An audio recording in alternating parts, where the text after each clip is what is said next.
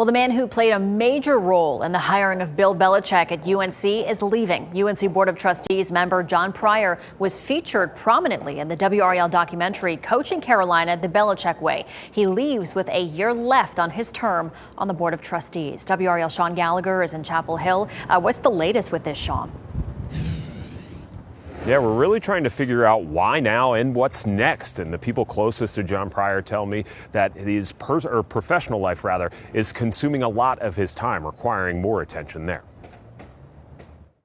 John Pryor's resignation comes at a time he's ready to move on, saying in UNC's press release, "Now is the time for me to get back to my day job." While he was involved in a number of high-profile projects over his nearly 7-year tenure, it's his role in facilitating Bill Belichick's hiring that could be his biggest addition, a decision he spoke about in WRAL's documentary, Coaching Carolina the Belichick Way.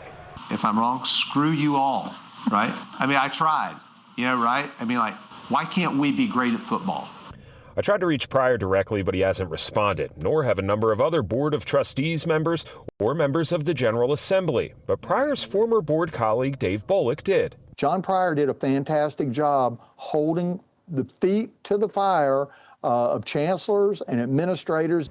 It's a position that's inherently political. Both Bullock and Pryor were appointed by conservative-leaning Board of Governors, something Governor Josh Stein would like to see change. We would be better served if these were not partisan organs, but rather they represented the broad representation of the entirety of the state. We never had any discussions about partisanship. What we had discussions about was holding the administration accountable for the work of the people, because ultimately it's the people of North Carolina that own the University of North Carolina at Chapel Hill.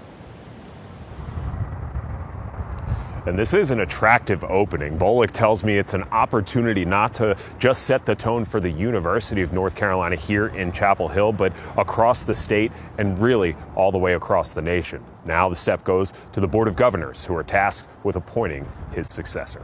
In Chapel Hill, Sean Gallagher, WRAL News.